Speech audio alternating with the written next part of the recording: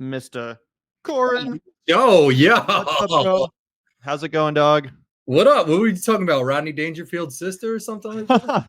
Yeah, so there's like this new conservative version of The View. I guess The View is already it's more like liberal, whatever. But yeah, there's this conservative answer to The View that Anna Kasparian is participating in, and one of the ladies who's on the panel is named Amy Dangerfield. I don't know Oh, who that is. I was just She's asking the British. audience. Okay. yo, not for nothing, and I don't know, maybe the audience will turn on me for this, but back in the day, I used to watch The View pretty religiously. I watched Ellen DeGeneres. I rock with hard Hey, until I started figuring out that she was kind of like mean to everybody and like, tyrant.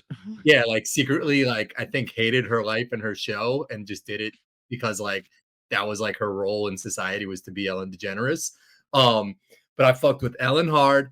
The View was kind of my shit, and like secretly, like it was I think at the time Kelly and whoever like her like has so many co-hosts. I think it's her husband Was now. it Regis Philbin? No, I don't go back to Regis. That's like my but it was like Kelly and like maybe Michael Strahan for a hot minute, and then like Ryan Seacrest took over. But like secretly, all those like weird, like mainstream, kind of like primetime television shows, I fucked with those pretty heavy, man. Well, the Bro, View. One second, though. I will say about the View.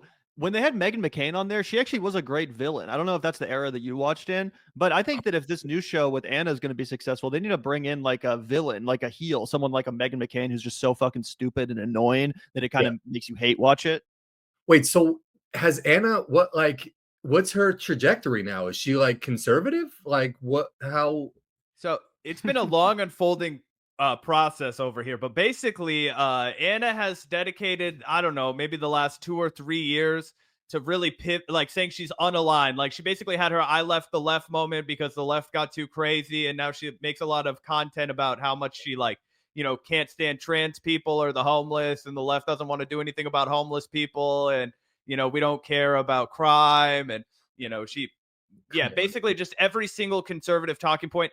And what she does too is she just constantly pisses and moans about how much she doesn't like other leftists, and then will just go out and fraternize with like the worst conservatives, like Glenn Beck, like Ben Shapiro, like PBD. Like that's the guy that's running this new show that she's on, is Valuetainment, the Patrick Bet David guy. So Oh just yeah, yeah. the most obvious right wing scam artist, basically. And then Mhm. meanwhile has nothing but bad faith and like um, no respect for anybody on the left anymore, basically. Yeah, I'm not I think I'm using the word definite like the definition of this word like grifter correctly, but I feel like when Kyle and I went to Politicon like way back in the day, I think it was in Los Angeles and Anna was there. And I just remember her like chasing the story that would like get the most clicks or get the most attention and like put her in the best light to just get popularity. And I feel like that's her MO is just that. So like whatever, like wherever the wind will take her, where she starts, getting more popularity, and obviously with that comes more money and like more clicks, more engagement, more views, whatever, more followers. And I feel like I remember we were sitting around a table and there was some story, something was hot at that moment. And like she was talking to her boyfriend or husband or something and was like chasing that story and was like, oh, that's a good one. Like we'll cover that. So like it doesn't surprise me with her. It doesn't surprise me with any of those people at CYT because even Jank was like, just doing stories and like kind of like getting fired up about shit that would just like get more attention for their channel. And ultimately, I think they like sold out to like a big media conglomerate and they probably have people that they have to like make money for now. So like he's like, let me just do shit that's gonna like get me the most money. Well, I think that was the plan. Mhm. Unfortunately, Corin, for them, it's totally backfired. And Oh, now they want to gaslight you into saying, "Oh, like how could you call us grifters when like we're getting less views than ever and our audience has totally abandoned us so it's like the rejected sob this." story now. Yeah, exactly. And they gaslight everyone again, even though when it came to Jimmy Dore and Dave Rubin and everyone else that did this exact same pivot and actually successfully orchestrated a right wing grip, they called it for what it was then. But Corin, I do want to give you the chance real quick to introduce yourself to our Yes. audience in case anyone is not familiar with who you are and your work. So feel free to introduce yourself, talk about your channel, and also it seems like you're getting really back into content creation, taking the YouTube game a little bit more seriously. Yeah. Well, first, thank you guys for having me on. Sorry, I just like jumped right in to, Oh, no. Rodney Dangerfield or whoever the fuck. But yeah, so I mean, most people, if they know me, is kind of just Kyle's shadow. So Kyle kind of started YouTube however long ago. Um, I don't know, maybe 10, 15 years ago or something like I think it that. was But 08. yeah. So like a hot minute ago. Kyle's my best friend from middle school. And like he used to always have this goal of doing YouTube, and I would kind of just be his boy. So like he would start it from it was his mom's house, and he had like the room in the basement, and he just had like this tiny little desk set up and would kind of just do his shit. He would talk about politics and stories that he was interested in. And sometimes it was like not political, sometimes a majority of the times it was. But he still had his day job with it. So I would always just go over to his house kind of like after work for me or whatever, and just the weekends, and we would just shoot the shit. And at one point he was like, yo, like, let's maybe just get on air and do like kind of like a Kyle and Corin. We'll have like topics that are interesting to us, like if it was like Denzel Washington or shit that like I can kind of relate to, because politics was never my world. And we started doing that like way back when. And I eventually moved away to Illinois for a job. And we still did Kyle and Corin. And I was always like half in, half out with it, because I was pursuing my career in sports, and I worked for Wilson, the Knicks. So I had like some jobs that I like genuinely loved. It wasn't like shit that I was just like doing, that I wasn't interested or whatever. Yeah, So you balled with Biebs one time. I saw. yeah. So I was like playing basketball with Justin Bieber, Nicki Jam, Bad Bunny. Justin Timberlake was supposed to come through, but that was when he got like his DUI shit. So it was kind of Ruined the tour. yeah. So long story short, I started a YouTube channel off of that. It's called Corin's World. If you're not subscribed, the Vanguard is fucking popping now. So everyone from the Vanguard, hop over to my shit and just give me a subscription, whatever it's Put the called. link in the chat. Yeah, appreciate you. So unfortunately, a couple months ago, got let go from, or I got laid off from Wilson. They had a huge restructuring, as like every company seems to be having right in corporate America. And it was pretty unfortunate because, fucking Donald Trump. Yeah, it was unfortunate because I really loved my job and I kind of thought I was really good at it. I kind of thought I was like a little bit of an untouchable. I helped Wilson, become the official ball of the NBA, which was like one of the biggest things of like all time. Uh, but nonetheless, got laid off. And I always had my YouTube channel that I kind of fell back on with Kyle doing the podcast. It was always posted on his channel. But now we're starting to put Kyle and Corin on my channel. So every Wednesday at 11, we're dropping a new one.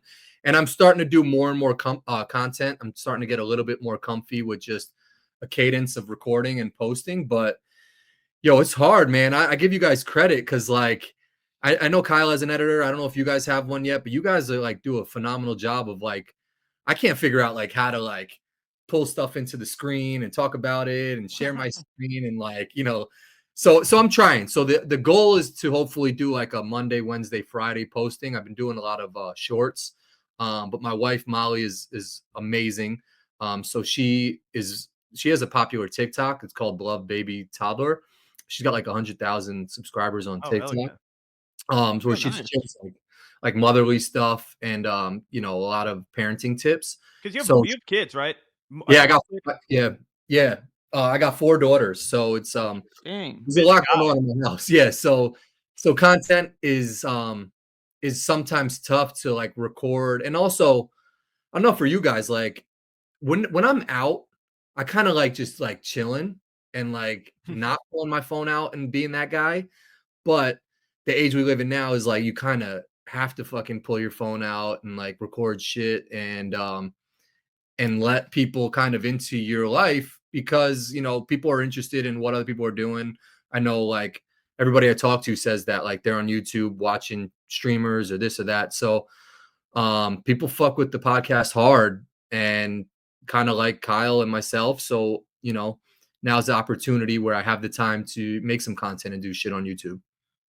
Yeah, I feel like the real heads have been with you guys on that Kyle and Corin journey for a long time. You mentioned when you went to Politicon. I remember that you guys made the in and out videos. I remember that you did all the shit with Kyle, road trip to Rogan. Like you've been a fixture of that show, man. And I feel like people are going to be excited to watch you do more content. But yeah, dude, it's a bitch, right? Like, I mean, we got to give you a shout out. You were an early guy that tuned into the Vanguard back when Gavin and I had the Zoom call back before we'd really like figured this whole thing out. It's a grind. You just got to keep doing it forever. And that's one thing that we learned from Kyle. I mean, Kyle was like, guys, I did this for 7 years before anybody like really paid attention to my channel in a big way. You know, it's like, it is a grind, you know?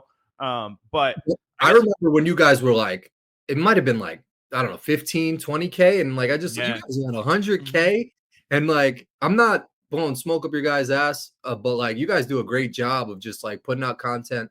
You guys have great chemistry together. And like, I think, you know, that's why a lot of people rock with you. And it's kind of cool in a sense where, like, to your point, like I was on the Vanguard early. I remember seeing you guys. I was like, you guys are doing good work. It's cool to see those OG followers when you're still at a point where you can see your followers and be like, and show them love and give appreciation back, because like it's cool to feel that love from people and like kind of help people. You know, you see comments from people that are like, yo, I'm struggling right now, or hey, you got me through this time that was super hard, or I just got laid off too. So it's cool to kind of like connect with people. So I'm sure, I mean, you guys always do your chats and show love to people and do all that stuff. So I don't know, that's been the dopest part for me, is kind of just like trying to talk with as many people that I can in the comments and, you know, get back to yeah. 100%, bro. I think that's probably maybe the most fulfilling aspect of this job. I'll speak for myself, but I know, you know, it means a lot to Zach too, is this community, is all the people that have, you know, been here since day one, but also the people that have more recently found out about the show. And, you know, you do form a relationship with them in the comments and the chat. You know, it's like a big party that you're excited to come hang out with the crew, right? And I also I do feel you, bro, when it comes to like always having your phone out, you know, this constant, like, I just want to live in the moment, but also if I want to stay in top of the news and know what's going on, I have to constantly be doom scrolling. I would say that's probably the only aspect of this job that I don't like, right? Because there are times where it's like, you know what, I would really love to just delete Twitter off my phone for a week or two, go out and, you know, do whatever the fuck and pretend that none of this horrific shit is happening. But nope, gotta always be aware of every terrible, horrible, depressing thing that's going on, and, you know, graphically aware with everything on Twitter and, you know, videos and information age and all that stuff. So, you know, that's probably the only thing about it that I find to be genuinely challenging, but that's not very much to complain about. You know, it's a damn good job. I wouldn't trade it for anything. And especially, you know, doing it with Zach, I mean, that's something that I feel like we kind of have in common. You and Kyle have known each other since childhood. Zach and I have been friends since elementary school. It makes it so much more fun. Obviously, I know you're doing solo stuff too, but, you know, just having those friendships, people you trust, it really does help. 100%. Yeah, I mean, that's the biggest thing. And like, I just did a chat with my boy and we did like NBA predictions. So it's cool to kind of like go through your Rolodex of people of like, who'd be good to talk about this topic, and like, fuck it, yo, I have a channel, a couple hundred people might watch it, you want to come on? Like, and they come on if nobody was watching it, but like, it's cool to kind of have, you know, just like an outlet where you can get on and like not just be texting back and forth with your boy and nobody will see that. Like, I could be like, yo, I think the Magic are going to beat the Celtics, and if I say that on the internet and they actually do, like, I look like a fucking genius. But if I text my boy like the Magic are going to beat the Celtics, and he sees it, I'm like, yo, I called that shit. He's like, oh, that's what's up, bro. Like, there's no chat going crazy. Like, yo, you really called that. So like, I don't know who's someone's coming in right now. Oh, there's Molly. Molly could pop in for an appearance real quick. What's up, Molly? Hi. She rocks with the Vanguard, I think. Yeah, you got 100,000 TikTok followers. You got more clout than us. But no, I like, it was really cool recently. I don't know if like, do you guys get spotted when you go out? I know you just did your little like Amtrak road trip. Have people started like noticing you while you're out? Rarely. Yeah, we're lucky. We live in Kansas City, so nobody gives a fuck about the kind of coverage that we do here ever. Like, occasionally, like, we'll show up to something and like somebody will be like, "Are you Zach from the Vanguard?" And I'll be like, "Yup," and they'll be like, "Cool." You just like, yeah, we saw one dude in Seattle that, shout out to that guy. He was like, "Hey, I know you guys. I like your show." And we were like, "Hey, what's up, bro?" And then we also met one dude who actually walked up at a train station and said, "Hey, I'm a big fan of the show." That was super cool. He didn't want to be on camera. That's when we were filming our documentary, but it's pretty rare. Yeah. I always feel like, because I told Kyle this on the podcast. I was in New York City the other day, and a dude, mad nonchalant, just on the sidewalk, was like, "Yo, I love you from the podcast." Gave me like £1 And I wanted to be like, yo, come, like, let me take a bro, like, Want me to sign anything for you? yeah, like, yo, you can't just give me a pound and keep it moving. Like, so it's funny they say like he wouldn't want to be on camera. I feel like everyone that's I've encountered, I've been the one that's like, yo, like, can I like tweet out that like you just saw me type of shit. Yeah, yeah, yeah. Well, I wanted to ask you a little bit, like, so you obviously talk a lot about NBA ball and whatnot, but like, what's your kind of vision for Corin's world? Are you just kind of thinking like eclectic? Are you going to go more sports heavy? I know in the past I've seen you do things like smash a bunch of pancakes or whatever, and like just like ball out at brunch. Like, what's your plan? Are you just kind of like doing whatever? Yeah, it's right now it's like whatever. Like I said, when I worked, because I worked kind of on the social media side of like corporate America, and I saw kind of what went into scheduling posting, like scheduling cadence and all that shit. And it's like these companies have calendars built out for months and months and months. And it's like, hey, Monday we're posting this, Tuesday we're posting this, Wednesday this. I have nothing like that. I tried for like, to do like a Monday food vlog, Wednesday Kyle and Corin, and then Friday was gonna be like a Molly's Mind. Um, that has kind of been loosely the like guardrails of what I'm trying to do. But it's tough, one finding like all these food spots because I'm in New York, but I'm like an hour outside of New York City, but I'm close to Jersey, so there's some spots out there. So doing the like to be honest, I have to do a little bit more of the legwork and like, do some more research and on the weekend sit down and spot out like 5 different restaurants I'll go to and, figure out what I'm going to kind of review and this type of shit. Molly's Mind, we got to do better with like figuring out topics, but like that's the cadence is like a Monday, Wednesday, Friday. But right now the anchor is just Kyle and Corin on Wednesdays, but the channel ultimately is just going to be like, kitchen sink of everything. If I go to the city, do like a food vlog, not a food vlog, just like a day in the life type of shit. Kind of almost like a Barstool vibe with the pizza reviews and stuff. Yeah, kind of like that. Yeah. But I'm also battling now, and you guys maybe know better than I do. Like, it's also quicker and sometimes more efficient to do like a short. Like my shorts go crazy. So like, and the Bro. filming is, I wish I got to talk to your wife, man, about the TikTok game and how you strategize that. Because I was she's a wizard. bro, I was overseas, right? And I was like thinking to myself, I'm like, oh yeah, this is my Anthony Bourdain shit. Like, I'm gonna get this food and loathing shit off the ground, guys. Like, y'all are gonna fuck with it. Like, Gavin and I are gonna start making it part of our thing. And then I got like 800 views on my shorts, and I was like, fuck my life, bro. No, there's definitely a science to that shit because I'll record stuff and I'm like, yo, this is gonna be a fucking banger. Like I'm all up in my like mashed potatoes and shit. She's like, I'll eat a whole bunch of shit and just be like talking and chewing. She's like, nobody wants to see you fucking like chewing on a whole bunch of food. So like everything I've done has been like horrible. And then she'll hit me with like a do this and this and fucking just post that and it'll go crazy like viral shit. And I feel like a niche is important. Like even when the food thing, like if you're just like eating mashed potatoes or eating this, like, but if you find a community of people that really care about a certain kind of food or like a certain genre of food, then people will really start to fuck with it, I think. But I mean, there is a lot of people that do the mukbang shit. Like it's not that nobody wants to watch it. You just have to figure out how to brand it. I know. Yeah. No, there's definitely an audience for everybody. And I feel like even if I was smashing on food while I was talking, there'd be a whole crowd of people that might fuck with that shit. So I think she's wrong in that sense, but I won't tell her that shit. Either way, I mean, yeah, it's cool to see you out there making content. Thanks. Yeah, definitely. I remember back in the day when we were starting the show, it was literally just like throwing shit at the wall. We tried out so many different formulas of basically what is ultimately us having a conversation. Like it's ultimately the same shit, Zac and I having a fucking conversation, but on YouTube you have to brand it different ways, try different formulas, approaches, headlines, thumbnails, until you kind of figure out, oh, this one's sticking. People are coming back for this, not that. So I'm going to keep giving them this, right? Like it's a push and a pull, right? So, I think that Zac and I easily could have been discouraged 3 months, 4 months, 5 months into the Vanguard, 2 years.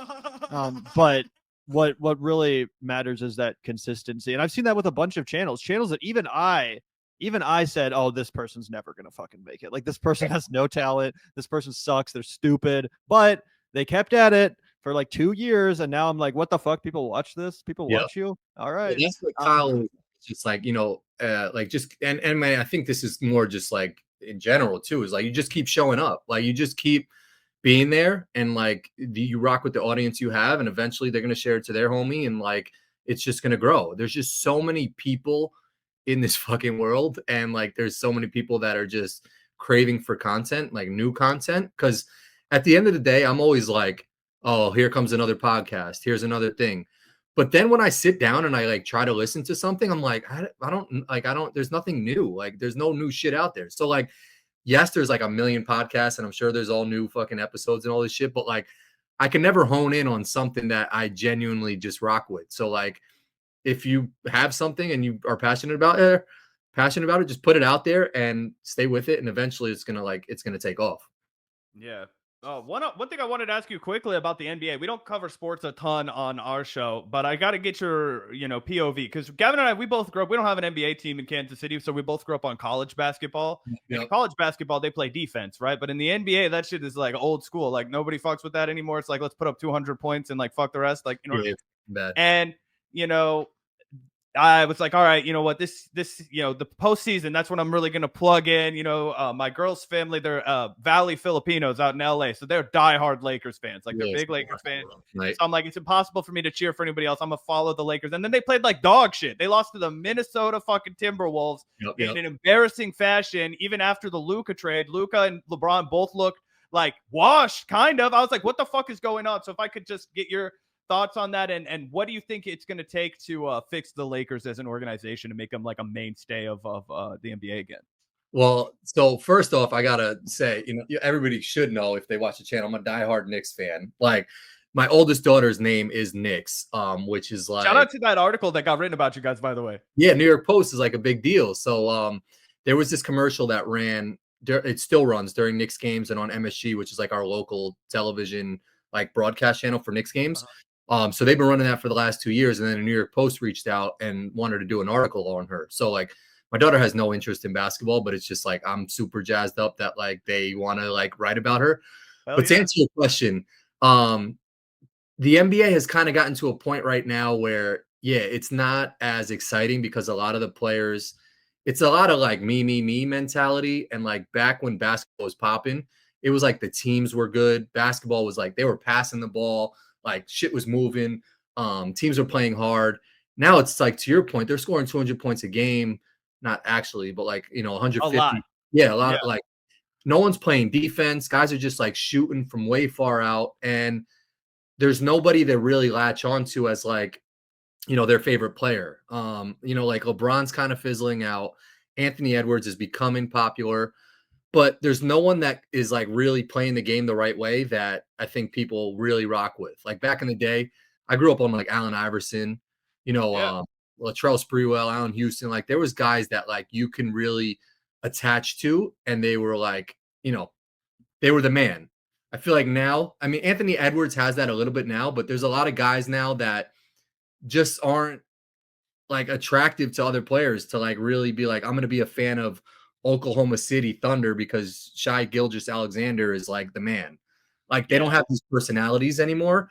So I think the game is kind of taking a hit in that regard. But the Knicks play tonight. If they win, they go to the second round and play the Celtics. That's all I'm worried about, because once they get out of the playoffs, I kind of like I'm done with all sports once the Knicks are out. So maybe your was like kind of like over basketball because the Lakers lost. But yeah, I mean, you know what? It's one of those things where I'll probably wait till the finals. I'll watch the finals games and then, Well, I will say, and I mean, you got the new hats height on. If it's Cleveland versus Oklahoma City in the finals, I don't think anyone's going to watch that shit. So I think there's a component of the NBA has to step in at some point and make it like entertainment and just cheat. Like if the Lakers, like there's no reason Minnesota with their market should beat the Lakers. Like, yes, you could play better, but if you're the NBA, like just cheat. They need to watch a couple of the last Chiefs games. You know what I mean? They were like, how do you move the needle when it counts to make sure these motherfuckers are in the Super Bowl again? That's what I'm saying. Like, I think if Taylor Swift is not there, like who's to say if the Chiefs win that Super Bowl last year? Like the NFL was smart because they like were like every 2 seconds showing Taylor Swift doing all this shit. The NBA is like, yeah, we're fine with Minnesota winning, and their ratings suck because of it. Yeah. That's interesting. Uh, That's interesting. Well, one last thing I wanted to ask you about, Corin, is like I know you're not super political, but do you have any like thoughts to share? Any analysis of the current political moment that we're living in? Obviously, the last time we had you on the show, it seems like better, simple, innocent times in this Yeah. country. And now we're on a potentially very dark path. Do you agree with that statement? Do you have any optimism maybe to offer us or the audience? I mean, I guess like a little bit of optimism is it's like weird that like Bernie's come back around and getting like this whole revival of like life again because like just before the election it was like Bernie's super old and kind of getting phased out and now it's kind of like all this momentum's coming behind Bernie again and hopefully that I think I saw something that like AOC's like positioning to run in 2028 or whatever like hopefully she can like just understand like yo like let me just follow his blueprint and stop being like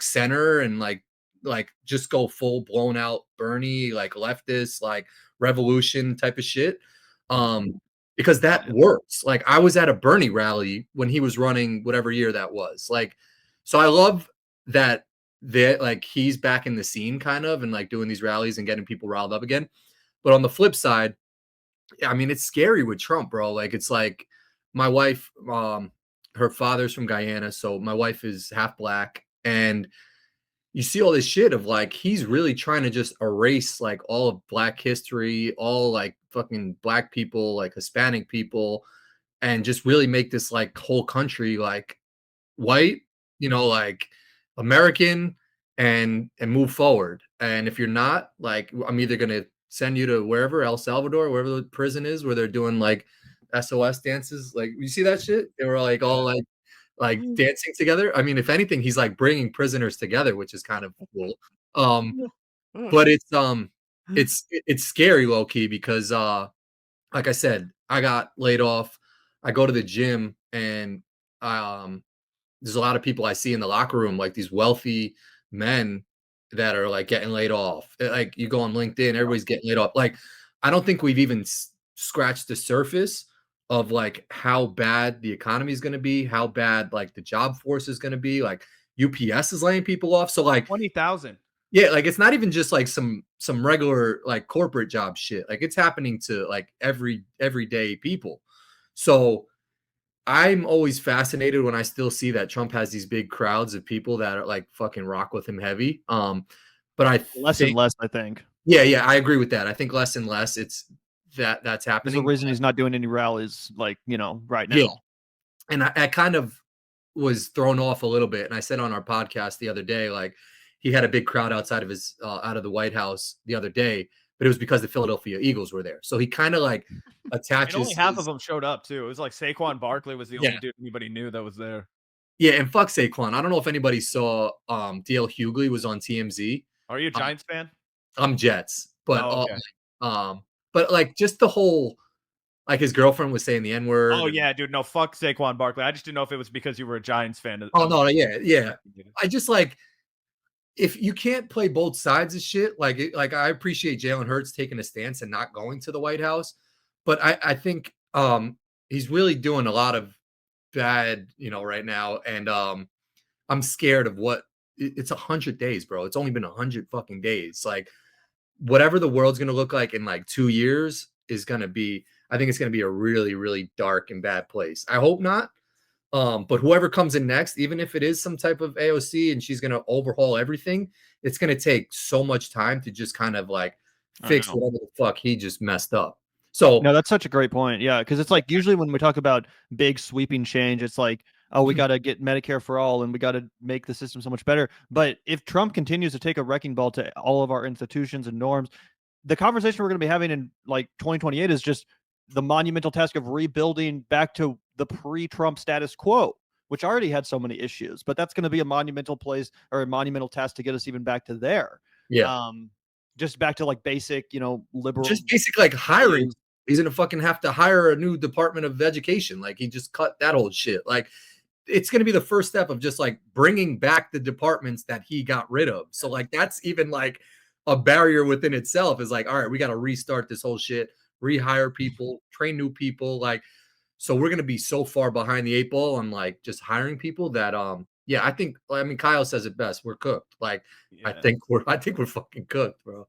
Yeah, man. And yeah, and just really quickly, last thing, because you brought up the Department of Education, you've got kids. We don't talk to a ton of people who have kids. You know what I mean? You got 4 daughters. You said, I imagine they're going to school. They got to learn, right? How does it fucking make you feel? Like, what do you think about all of that? Because Gavin and I, we met in elementary school, right? And we are lucky as fuck. Like, my parents had no money, but our school district was good as shit. You know what I Yeah. mean? Yep. And so that's why I was able to slack off, smoke weed, and still know how to read and, do my taxes barely. But you know what I mean? Like, we had Turbo tank, every bro. Get on single it. benefit. Yeah, we had every single benefit to learn. We had after school shit if we wanted to. If I wanted to go be in a play, I could be in a play. If I wanted to run track, I'd go run track. Tried out for the basketball team, didn't fucking make it. I'm 5'8".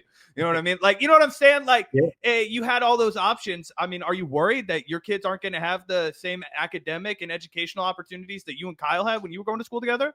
Yeah, I mean, so I'm in a good like area. I'm in a good community. Like our school system is good, but there's a lot of places around us that are super bad. Like there's some bad schools around us. Um, the one thing that scares me a little bit with this whole like questioning everything, that like this movement that kind of happened just like since COVID or whatever is like question science, like question your doctors, question kind of like schooling, all this shit, has made people start to question like if our education system is even the right like thing for them or their kids.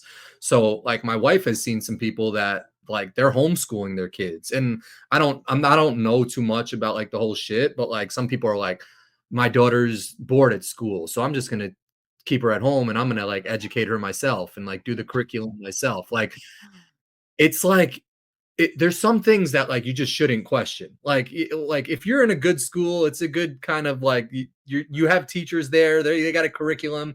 They're not on some Florida shit where they're removing like all these books that like Mhm. are helping kids. Stay in that school.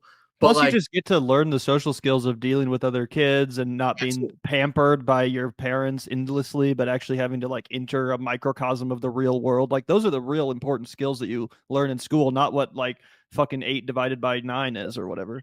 Yeah, Yeah, that's all 100%. Like riddle over there. 8 divided by 9, I don't know what that shit is, but Uh, well, to your point, yes, that's like where you're kind of gaining those skills most. Like I'm just learning. So I have a front yard now. So like I'm like trying to garden and shit. I'm pulling weeds, and I went to Lowe's to like buy some plants, and I'm with my brother. And there's a guy in the parking lot when we're going to buy some mulch, and he had like mad shit stacked up. My brother just like rolled up on him and was like, "Hey man, like what did you have? Like what's the reason you have this? Like what do you plant?" And then we got a whole conversation, and like this guy's telling me how to plant. He's telling me all these like secret spots where you could buy shit for cheaper. And my brother was like, I said to my brother, I was like, yo, like that was kind of bold because like who knows nowadays, like you're rolling up on someone if they're like going to talk to you or they're going to think you're going to rob them or do some shit. Like, and he was like, yeah, but there's going to be a generation after us where like people don't even talk anymore. Like it's going to like you can't even walk up on someone and ask them like a question because to your point, that like basic communication skills that are happening at school that are happening at places that I don't know wherever else, but like that shit is not going to happen if you're getting homeschooled or fucking doing shit where you're like avoiding people. So I think it's That's a great point. No, that's so important to talk about. Gavin and I were just talking about it the other day, how there's not enough third spaces. Like people don't organically meet out of, and yeah, talking about like we're lucky, like you we have have people that to- we already know. We have like a posse, if you will, of like people that we can hang out with. But and I live where I grew up in Kansas City, so I'm comfortable everywhere. But a lot of people don't leave their house enough. A lot of people they interact with the world like through streamers, like through parasocial relationships, or through their phone all the time. And Yep. we were talking about like just go to the like we went to the bowling alley. Like we were kind of like making the point, like, bro, people used to go to the bowling alley. People used to just like Oh, go no, and shit, yeah. do shit. Yeah, yeah. And you're like watching that dude, and you're like, holy shit, that guy does the thing where he spins the ball. You have natural conversation. There's a little bit of beer, which kills the like uncertainty, and you're like, hell yeah, that dude got his third strike. You know what I mean? We need to make sure that we're fostering that ability to stop the guy that's got dirt. Like I was telling people, talk to old people because they don't give a fuck. Like you could have never met that old guy ever. And if you're like, hey, sir, like I had a question about this, they will talk to you for 25 fucking minutes. They'll show you a picture of their grandkids. Like it is a skill that we should foster more because it's like a dying art. Yeah, and I saw this. Did you spoke to some lady on the Amtrak train? She was like some education lady or whatever like that. Yeah, yeah, yeah. like shit like that. I remember I took a Greyhound one time from Raleigh, North Carolina to Charlottesville, Virginia. I was working a basketball camp at University of Virginia, and I was at NC State. And the people that were on that Greyhound were like, one, super insightful. They probably were criminals or like from jail or some shit. I think they actually were. So people, I can't see the chat or whatever, but like, don't roast me. But I think everyone who's riding a Greyhound was in jail at some point or did some shit that like you didn't want to. I think the guy, Mangione, took the Greyhound to Pennsylvania. If you ever have the opportunity to take a Greyhound, just know you're sitting next to probably some like sex offender, like some shit. But to that point, if you get a normal-ish person who's been locked up or incarcerated, you will have a phenomenal conversation because they're so insightful and they have so many thoughts on like what's happening in the country. And to your point, they'll talk to you for days about the craziest shit, and it'll probably be one of the best conversations that you ever have. So I fucked with you guys when you took the Amtrak because like I used to take the Amtrak train from Virginia. We used to drive from New York to Virginia. It was the auto train. We would put our car on the train, and it would go to Sanford, Florida. We would get our car, and then we would drive down to my grandma who was in Hollywood. And those Amtrak rides were some of the best fucking times of my life. It's sick. Yeah. And honestly, the thing about the Amtrak is kind of like with what you're saying with the Greyhound. There are like a lot of wholesome people that ride the Amtrak, but then you'll also run into some people, some of whom we did talk to and interview, like this one guy who's like 50, 60 years old, just drinking wine the entire fucking trip.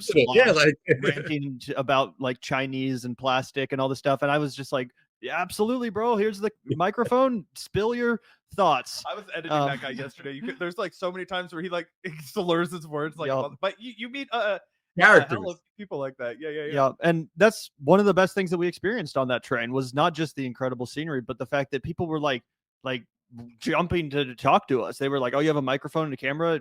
Have any interest in what I have to say?" And we're like, "Yes, we do. Thank you." And it is depressing to see increasingly younger generations not have those skills, specifically with AI. Like I saw a terrifying video of some fucking piece of shit dad being like, "Oh yeah, I just realized that basically instead of hanging out with my kid, I can just give them this Chat GPT thing, and then they can talk to that." And my son's now having really interesting conversations with it, and he's asking it questions. Well, I will say, don't call him a piece of shit now because I'm probably to a point where sometimes my kids, I'm like, yo, shut the fuck up. Like, fair enough. I don't have kids. But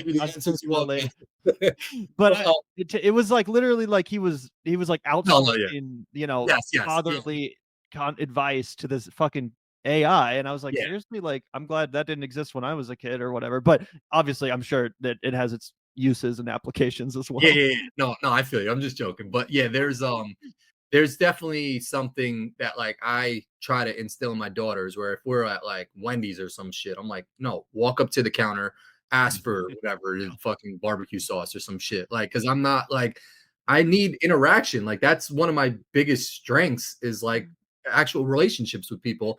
And I know like when Kyle and Crystal had their wedding, like people were roasting like the online community for like actually getting together in real life. And they're like, just a few losers, bro. People that were jealous that they were not cool enough to get invited. Yeah. That was like, the pettiest bullshit.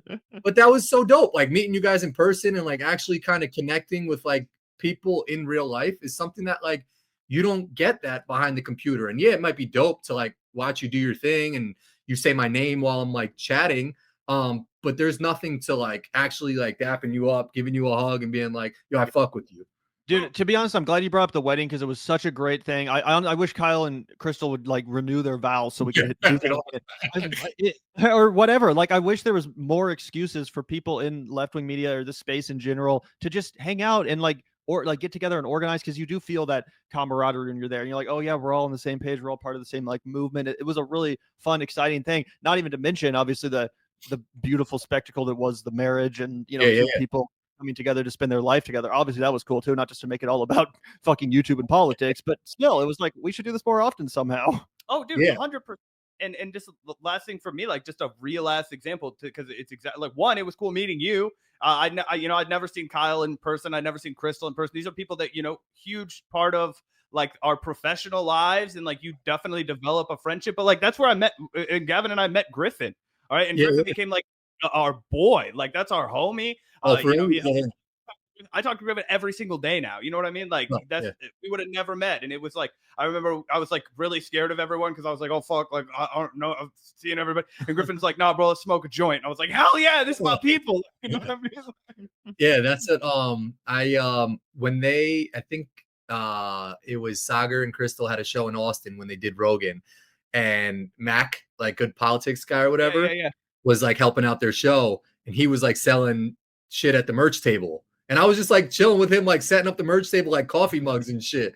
And like I remember like some of his tweets that like had me rolling a couple of times. And I was like, yo, that's you? He was like, yeah, man. I was like, and you're setting up the fucking merch table? He was like, yeah, fuck it. Like, whatever. Like, so to your point, like it's cool to kind of see people in real life. But I remember Mac was funny. Yeah, Mac is good people too. Yeah, for sure. He was also smoking weed with us at the wedding.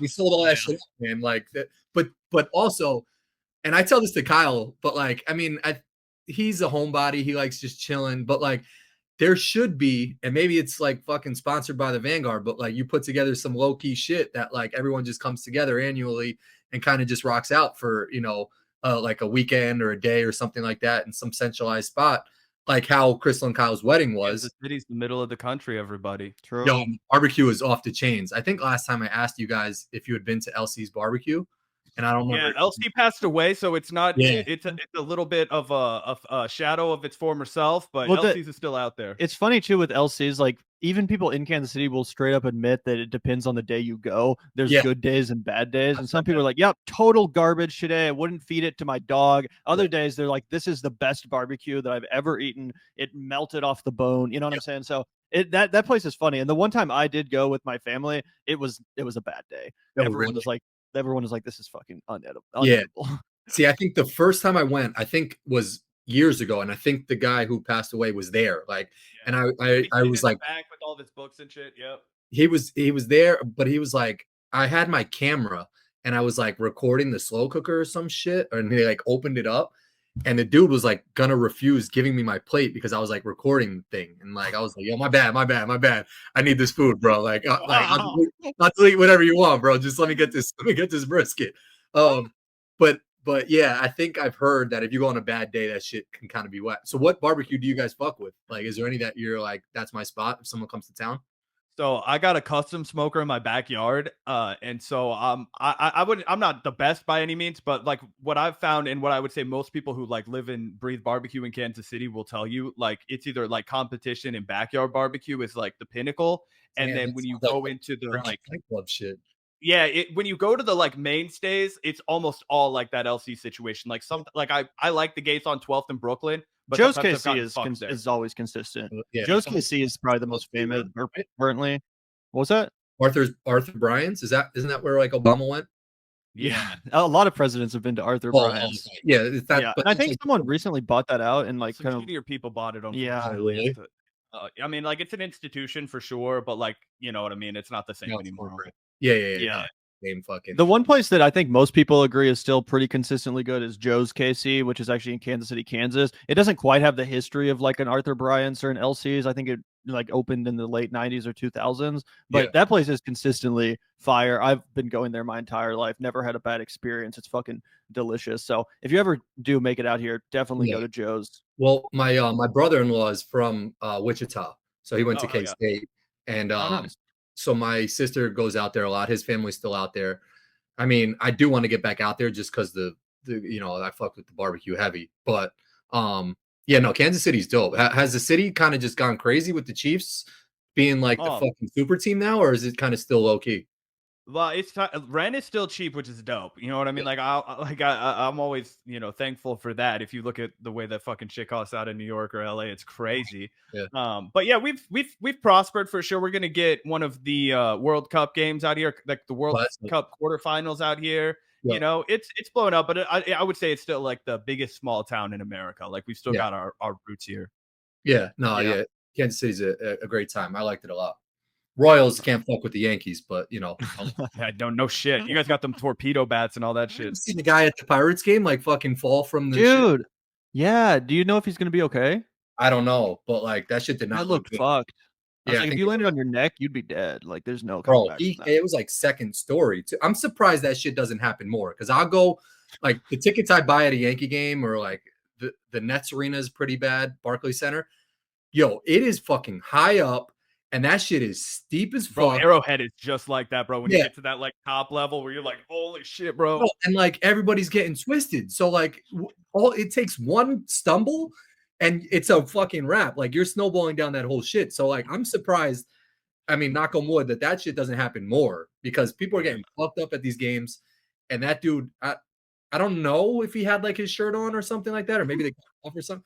But I can safely maybe say that he probably was intoxicated. Oh, drunk as fuck, yeah. Yeah, you know. So yeah, but that shit was scary. Hopefully that dude's all right. Yep. Well, on that note, I hope he's all right too. But it was great to see you, Corin, catch up a little bit. Obviously, you're always welcome on the Vanguard. If you ever have anything you want to like talk about, announce, or just thoughts in general on anything, feel free to hit us up. We love chatting with you, man. Thanks. Yeah, and again, man, you guys are doing your shit, bro. Like every time you guys are live and I'm on and I see it, I'm hopping on there and just I enjoy you guys, your banter. You guys are very fucking smart too. So keep up the good work, man. You guys are like rising very fast. What? Real quick, I see everybody drinking that green shit. That's like Aaron Rodgers drinks that shit. What is that bottle? Mountain Valley water. It's like it's from this town in Arkansas, Hot Springs, Arkansas, and they just bottle water there. It's like the best water that's sold nearby. But I'll just get these glass bottles and fill them up with regular water. I was gonna say, don't go fucking elitist on me drinking some shit. Pours it all and then he bathes his face in it and then he rubs his banana. I don't want to see. Well, maybe you could get a short doing that shit that fucking popular Exactly. guy did, and get like We can get a sponsor. I was telling Yeah. Gavin we need to film one, but it's just us grinding up a bunch of weed and loading fat bong bowls all day. That could be the move, bro. But yeah, you should get a glass water bottle, no microplastics in there. You can. This is my Coke Zero. Come on, bro. Come on. Get ordered or something, so I got to be careful holding this bottle around.